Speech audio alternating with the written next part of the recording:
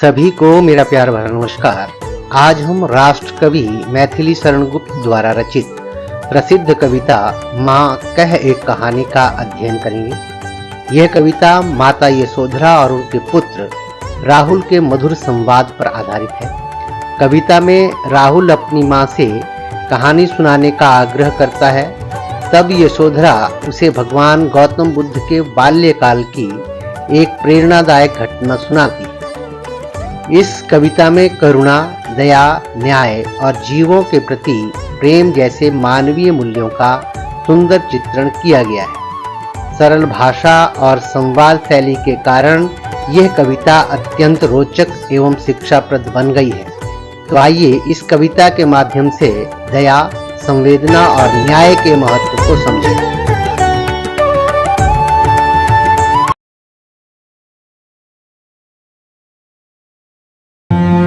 माँ कहे एक कहानी। बेटा समझ लिया क्या तूने मुझको अपनी नानी। कहती है मुझसे यह चेटी, तू मेरी नानी की बेटी। कह माँ कह, लेटी ही लेटी, राजा था या रानी। राजा था या रानी। माँ कहे एक कहानी।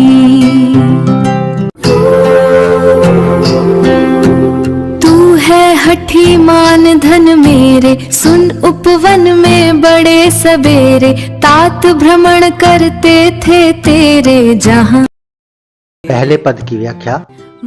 राहुल अपनी माँ यशोधरा से एक कहानी सुनाने के लिए कहते हैं। पारिवारिक परिदृश्य में नाना दादी को ही कहानी सुनाते देखा जाता है, इसलिए यशोधरा परिहास में कहती है कि क्या तुमने मुझे अपनी नानी समझा है जो मैं तुम्हें कहानी सुनाऊं। इस बात पर दुलार पूर्वक हट करते हुए राहुल कहता है कि तुम नानी नहीं हो, लेकिन मेरी नानी की बेटी हो। अधिक कष्ट न करो, लेटे ही लेटे मुझे कहानी सुना दो। हाँ, वही राजा या रानी की कोई कहानी सुनाओ माँ। तब यशोधरा राहुल को उसके पिता के जीवन की एक घटना सुनाते हुए कहती है कि हे मेरे हठी सुपुत्र, सुनो, यह उस समय की घटना है जब तुम्हारे पिता प्रातःकाल उपवन में भ्रमण करते थे। यही कहानी रे जहाँ सुर भी मनमानी, जहाँ सुर भी मनमानी। हाँ माँ यही कहानी। वर्ण वर्ण के फूल खिले थे, झलमल कर हिम बिंदु झिले थे। वर्ण वर्ण के फूल खिले थे, झलमल कर हिम बिंदु झिले थे। हल्के झोंके हिले मिले थे, लहराता था पानी।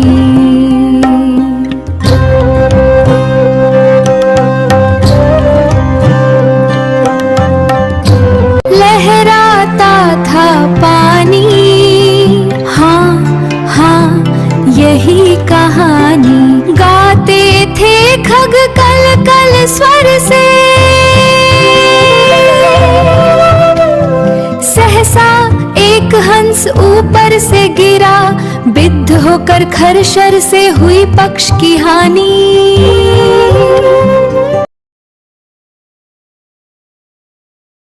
दूसरे पद की व्याख्या। यशोधरा अपने पुत्र से कहती है कि जिस उपवन में प्रातःकाल तुम्हारे पिता भ्रमण कर रहे थे, वहाँ हर जगह पर फूलों की सुगंध फैली हुई थी। बालक उत्साहित होकर कहता है, हाँ माँ यही कहानी मुझे सुनाओ। यशोधरा कहानी को आगे बढ़ाती हुई कहती है कि वहाँ रंग बिरंगे फूल खिले हुए थे और उन पर ओस की बूंदें झिलमिला रही थी। हवा के मंद मंद झोंके बह रहे थे और उपवन के सरोवर में पानी लहरा रहा था। बालक पुनः उल्लासित होकर कह उठता है, हाँ माँ यही कहानी मुझे सुननी है। माँ आगे कहती है कि पक्षी उपवन में कल कल के स्वर में आनंदित होकर जाते हैं। तभी अचानक ऊपर से एक घायल हंस तड़पता हुआ नीचे गिरा, जिसका शरीर तेज धार वाले बाण से बिंधा हुआ था। वह खून से लथपथ था। हुई पक्ष की हानि, करुणा भरी कहानी। चौंक उन्होंने उसे उठाया, नया जन्म सा उसने पाया। इतने में आंखें टक आया, लक्ष्य सिद्धि का मानी, लक्ष्य सिद्धि का मानी, कोमल कठिन कहानी।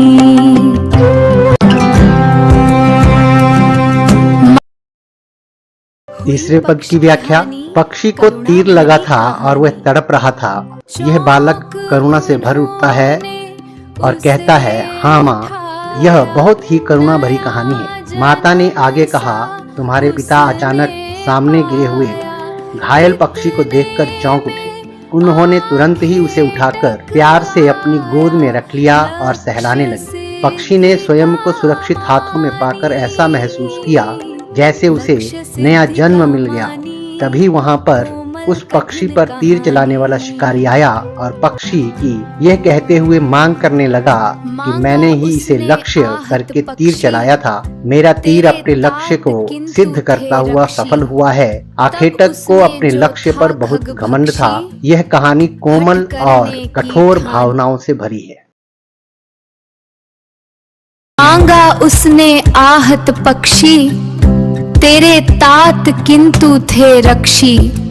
तब उसने जो था खग भक्षी, हठ करने की ठानी, हठ करने की ठानी। अब बढ़ चली कहानी, हुआ विवाद सदय निर्दय में, गई बात तब न्यायालय में। हुआ विवाद सदय निर्दय में, उभय आग्रही थे स्विषय में। गई बात तब न्यायालय में, सुनी सभी ने जानी, सुनी सभी ने जानी। व्यापक हुई कहानी। चौथे पद की व्याख्या। आखेटक ने घायल पक्षी पर अधिकार जताना चाहा क्योंकि उसने तीर मारकर वह पक्षी गिराया था, किंतु तुम्हारे पिता उस पक्षी के रक्षक बन गए। उन्होंने उस पक्षी को देने से इनकार कर दिया। तब पक्षी को मारने वाला हठ करने लगा। राहुल उत्सुक होकर बोला, उसने हठ किया? माँ कहानी को आगे बढ़ाते हुए पुत्र को बताती है कि विवाद बढ़ा और तत्पश्चात दयालु और निर्दयी के मध्य कहा सुनी होने लगी। दोनों ही अपने अपने विषय पर तर्क कर रहे थे। तब राज्य के न्यायालय तक बात जा पहुंची और सभी लोगों को पता चल गया और यह बात चारों ओर फैल गई।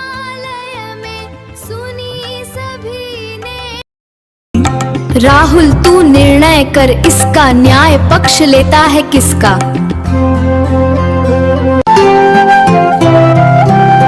कह दे निर्भय जय हो जिसका, सुन लूं तेरी बानी।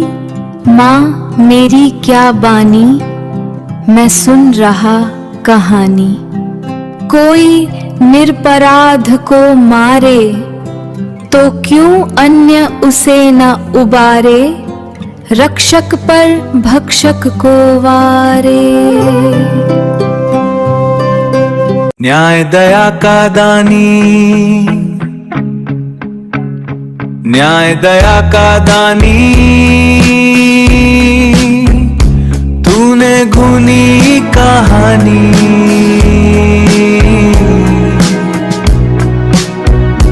तूने गुनी कहानी। पांचवें पद की व्याख्या। यशोधरा पुत्र राहुल से कहती है, तुम फैसला करो कि न्याय किसकी तरफ होना चाहिए। तुम निर्भय होकर अपने मन की बात कहो कि किसकी विजय होनी चाहिए। तुम्हारा हृदय क्या कहता है, मैं तुम्हारा निर्णय तुम्हारी वाणी से सुनना चाहती हूँ। राहुल कहता है, माँ मैं क्या कहूँ, मैं तो इसे एक कहानी के रूप में सुन रहा हूँ, किंतु इतना जरूर कहूंगा कि यदि कोई किसी को अकारण बिना अपराध मारता है तो क्या किसी दूसरे को उसकी रक्षा नहीं करनी चाहिए? मारने वाले से रक्षा करने वाला बड़ा होता है। न्याय सदैव दया का पक्षधर होता है। पुत्र की बात सुनकर माँ कहती है, मुझे पता चल गया कि ये कहानी तुम्हें अच्छी प्रकार से समझ आ गई है और तुम इस कहानी के मूल्यों को भली भांति जीवन में उतारोगे। कविता का प्रश्न अभ्यास। सबसे पहले मेरी समझ से नीचे दिए गए प्रश्नों का सबसे सही उत्तर कौन सा है, उनके सामने तारा बनाइए। कुछ प्रश्नों के एक से अधिक उत्तर हो सकते हैं। पहला प्रश्न, माँ अपने बेटे को करुणा और न्याय की कहानी क्यों सुनाती है? विकल्प हैं, राजाओं की कहानियों से उसका मनोरंजन करने के लिए, उसमें सही और गलत की समझ विकसित करने के लिए, उसे परिवार की विरासत और पूर्वजों के बारे में बताने के लिए, उसे प्रकृति और जानवरों के बारे में जानकारी देने के लिए। तो इसका सही उत्तर होगा उसमें सही और गलत की समझ विकसित करने के लिए। दूसरा प्रश्न, कविता में घायल पक्षी की कहानी का उपयोग किस लिए किया गया है? विकल्प हैं, निर्दोष पक्षी के प्रति आखेटक की क्रूरता दिखाने के लिए, पिता की वीरता और साहस पर ध्यान दिलाने के लिए, करुणा और हिंसा के बीच के संघर्ष को दिखाने के लिए, मित्रता और निष्ठा के महत्व को उजागर करने के लिए। तो इसका सही उत्तर होगा करुणा और हिंसा के बीच संघर्ष को दिखाने के लिए। कविता के अंत तक पहुँचते पहुँचते बच्चों को क्या समझ में आने लगता है? विकल्प हैं, विकल्प एक, न्याय सदैव करुणा के साथ होना चाहिए। दूसरा, निर्णय लेते समय सदैव निडर रहना चाहिए। आखेटकों का सदैव विरोध करना चाहिए। जानवरों की हर स्थिति में रक्षा करनी चाहिए। तो इसका सही उत्तर होगा न्याय सदैव करुणा के साथ होना चाहिए। अगला प्रश्न, हो सकता है कि आपके समूह के साथियों ने अलग अलग उत्तर चुने हों। अपने मित्रों के साथ चर्चा कीजिए कि आपने ये उत्तर क्यों चुने। इसका उत्तर होगा, कोई भी निर्णय लेते समय स्पष्ट होना आवश्यक है कि क्या सही है और क्या गलत। मारने वाले से बचाने वाला सदैव श्रेष्ठ होता है। यह समझ विकसित होनी आवश्यक है, इसीलिए यह उत्तर चुना। दूसरा, सही होते हुए भी स्वयं को सिद्ध करने के लिए कितने तर्क वितर्क और संघर्षों का सामना करना पड़ता है। यह देखते हुए भी सत्य, दया और करुणा का साथ न छोड़ना और निडर होकर न्याय के पक्ष में डटे रहने के गिरने के कारण तीसरा, जब क्रूरता और दया में से एक चुनना हो तो स्वाभाविक है कि न्याय दया के पक्ष में जाए। मिलकर मिलान करें। इस पाठ में आपने माँ और पुत्र के बीच की बातचीत को एक कविता के रूप में पढ़ा है। इस कविता में माँ अपने पुत्र को उसके पिता की एक कहानी सुना रही है। क्या आप जानते हैं कि ये माँ, पुत्र और पिता कौन है? अपने समूह में इन पर चर्चा कीजिए और उन्हें पहचान कर सुमेलित कीजिए। इसके लिए आप शब्दकोश, इंटरनेट और अपने शिक्षकों की सहायता भी ले सकते हैं। पहला है बेटा। बेटा सिद्धार्थ और यशोधरा के पुत्र राहुल है। माँ यशोधरा एक राजकुमारी सिद्धार्थ की पत्नी। तात यानी पिता सिद्धार्थ एक राजकुमार जो बाद में गौतम बुद्ध के नाम से प्रसिद्ध हुए। अब पंक्तियों पर चर्चा करते हैं। पाठ में से चुनकर कुछ पंक्तियां नीचे दी गई हैं, इन्हें ध्यान से पढ़िए और इन पर विचार कीजिए। आपको इनका क्या अर्थ समझ में आया? अपने विचार अपने समूह में साझा कीजिए और लिखिए। कोई निरपराध को मारे तो क्यों अन्य उसे न उबारे, रक्षक पर भक्षक को वारे, न्याय दया का दानी। तो इसका उत्तर होगा, यदि कोई किसी निरपराधी जीव या व्यक्ति को आहत करे, मारे, चोट पहुंचाए तो दूसरों का दायित्व है कि वे उसे बचाएं, उसकी रक्षा करें। न्याय भी दया का दान देगा और भक्षक के ऊपर रक्षक को ही श्रेष्ठ समझेगा। अगली पंक्तियां, हुआ विवाद सदै निर्दय में, उभय आग्राही थे स्व विषय में, गई बात तब न्यायालय में, सुनी सभी ने जानी। इसका उत्तर होगा, घायल पक्षी पर अधिकार लेने के लिए दयालु सिद्धार्थ और निर्दयी आखेटक के मध्य खूब बहस हुई, तर्क वितर्क हुए। आखेटक और सिद्धार्थ दोनों अपनी अपनी बात पर अड़े रहे और फिर बात न्यायालय तक पहुंची। वहां से सभी लोगों को पता चली और चारों ओर चर्चा का विषय बनी। प्रश्न अभ्यास की अगली कड़ी सोच विचार के लिए। कविता को एक बार फिर से पढ़िए, पता लगाइए और लिखिए। पहला प्रश्न है इसमें, आपके विचार से इस कविता में कौन सी पंक्ति सबसे महत्वपूर्ण है? आप उसे ही सबसे महत्वपूर्ण क्यों मानते हैं? तो इसका उत्तर है, कोई निरपराध को मारे तो क्यों अन्य उसे ना उबारे, रक्षक पर भक्षक को मारे, न्याय दया का दानी। संपूर्ण कविता का सार इस पंक्ति में निहित है। ये पंक्तियां दया, प्रेम, न्याय की भावनाओं को व्यक्त करती हैं। यहाँ किसने मारा, किसका अधिकार है, ये सभी प्रश्न गौण हैं। निरपराधी की रक्षा करने, उसे जीवन देने का भाव महत्वपूर्ण है। अगला प्रश्न, आखेटक और बच्चे के पिता के बीच तर्क वितर्क क्यों हुआ? आखेटक द्वारा पक्षी पर शिकार किया जाता है। वह पक्षी घायल होकर उपवन में प्रातःकाल भ्रमण को निकले बच्चे के पिता के पास गिरता है। समीप गिरे हुए पक्षी को लहूलुहान देख बच्चे के पिता उसे उठाकर अपनी गोद में रख लेते हैं। वे उसे बचाना चाहते हैं, उसके जीवन की रक्षा करना चाहते हैं, किंतु आखेटक का कहना है कि उसने उस पक्षी का शिकार किया, इसलिए उसे वह पक्षी सौंप दिया जाए। बच्चे के पिता इसके लिए तैयार नहीं होते, इस कारण दोनों के बीच में तर्क वितर्क हुआ। अगला प्रश्न, मां ने पुत्र से राहुल तू निर्णय कर इसका क्यों कहा? उत्तर, मां अपने पुत्र के विवेक, बुद्धि और संस्कारों की परीक्षा लेना चाहती थी, इसलिए मां ने ऐसा कहा। अगला प्रश्न, यदि कहानी में आप उपवन में होते तो घायल हंस की सहायता के लिए क्या कर? आपके अनुसार न्याय कैसे किया जा सकता था? उत्तर, यदि मैं उपवन में होता या होती तो मैं उसे तुरंत पशु चिकित्सालय ले जाता और उसे बचाने का हर संभव प्रयास करता, किसी भी कीमत पर आखेटक को नहीं देता। अगला प्रश्न, कविता में माँ और बेटे के बीच बातचीत से उनके बारे में क्या क्या पता चलता है? उत्तर, यशोधरा एक आदर्श माँ है जो अपने बच्चे को दयालु, संस्कारवान और न्यायप्रिय बनाना चाहती है। उसमें दया, धर्म के बीज बोकर उसके पिता के गुणों को विकसित करना चाहती है, इसलिए वह उसे प्रेरक कहानी सुनाती है। राहुल योग्य सुपुत्र है, वह मां की शिक्षा को पूरे विवेक और कौशल के साथ सीखता है। कविता पढ़कर आपके मन में मां बेटे के बारे में जो चित्र बनता है, जो भाव आते हैं या जो बातें पता चलती हैं, उन्हें भी लिख सकते हैं। अनुमान और कल्पना से अपने समूह में मिलकर चर्चा कीजिए। पहला प्रश्न, मां ने अपने बेटे को कहानी सुनाते समय अंत में कहानी को स्वयं पूरा नहीं किया, बल्कि उसी से निर्णय करने के लिए कहा। यदि आप किसी को ये कहानी सुना रहे होते तो कहानी को आगे कैसे बढ़ाते? उत्तर, विद्यार्थी अपनी समझ से चर्चा करेंगे। जैसे न्याय आखेटक के पक्ष में हुआ, वह पक्षी ले गया, अथवा न्याय पिता के पक्ष में हुआ, उसकी सेवा से पक्षी स्वस्थ होकर बगीचे में ही रहने लगा आदि। अगला प्रश्न, मान लीजिए कि कहानी में हंस और तीर चलाने वाले के बीच में बातचीत हो रही है। बताइए कि जब उसने हंस को तीर से घायल किया तो उसमें और हंस में क्या क्या बातचीत हुई होगी? उन्होंने एक दूसरे को क्या क्या तर्क दिए होंगे? उत्तर, आखेटक ने कहा होगा, आहा क्या निशाना था मेरा प्यारे हंस, अब मैं तुम्हें अपने घर ले जाऊंगा, तुम्हारा मांस अत्यंत स्वादिष्ट होगा। हंस ने कहा होगा, हे आखेटक, मैंने तुम्हारा क्या बिगाड़ा था?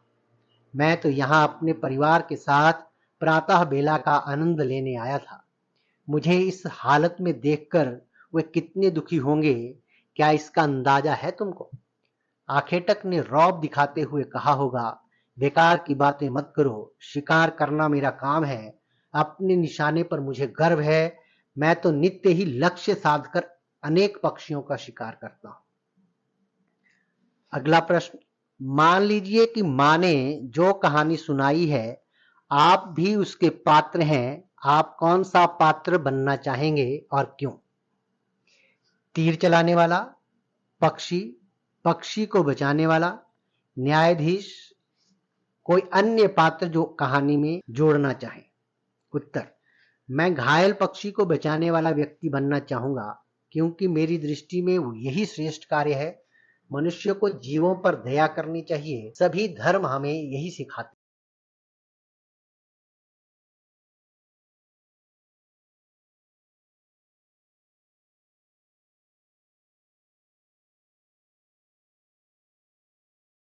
माँ कह एक कहानी, बेटा समझ लिया क्या तूने मुझको अपनी नानी? कहती है मुझसे ये है चेटी, तू मेरी नानी की बेटी। कह माँ कह लेटी ही लेटी, राजा था या रानी, राजा था या रानी। माँ कह एक कहानी। तू है हठी मान धन मेरे, सुन उपवन में बड़े सबेरे। माँ कह एक कहानी। बेटा समझ लिया क्या तूने मुझको अपनी नानी? कहती है मुझसे यह चेटी, तू मेरी नानी की बेटी। कह माँ कह लेटी ही लेटी, राजा था या रानी, राजा था या रानी। माँ कह एक कहानी।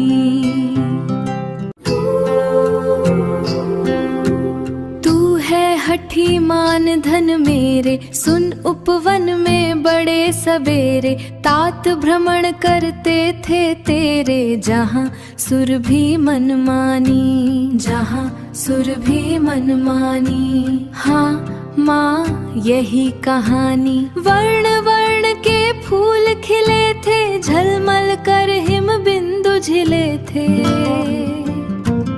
वर्ण वर्ण के फूल खिले थे, झलमल कर हिम बिंदु झिले थे।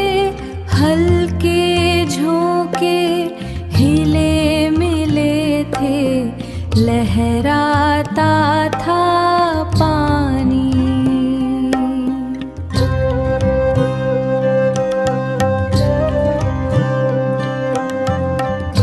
लहराता था पानी। हाँ हाँ यही कहानी। गाते थे खग कल कल स्वर से, सहसा एक हंस ऊपर से गिरा, बिद्ध होकर खरशर से हुई पक्ष की हानि। हुई पक्ष की हानि, करुणा भरी कहानी। चौंक उन्होंने उसे उठाया, नया जन्म सा उसने पाया। इतने में आंखें टक आया, लक्ष्य सिद्धि का मानी, लक्ष्य सिद्धि का मानी। कोमल कठिन कहानी। मांगा उसने आहत पक्षी, तेरे तात किंतु थे रक्षी। तब उसने जो था खग भक्षी, हठ करने की ठानी, हठ करने की ठानी। अब बढ़ चली कहानी। हुआ विवाद सदय निर्दय में, गई बात तब न्यायालय में। हुआ विवाद सदय निर्दय में, उभय आग्रही थे स्विषय में। गई बात तब न्यायालय में, सुनी सभी ने जानी, सुनी सभी ने जानी। व्यापक हुई कहानी। राहुल तू निर्णय कर इसका, न्याय पक्ष लेता है किसका?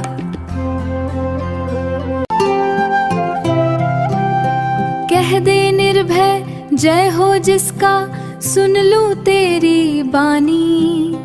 माँ मेरी क्या बानी, मैं सुन रहा कहानी। कोई निरपराध को मारे तो क्यों अन्य उसे न उबारे, रक्षक पर भक्षक को वारे। न्याय दया का दानी, न्याय दया का दानी,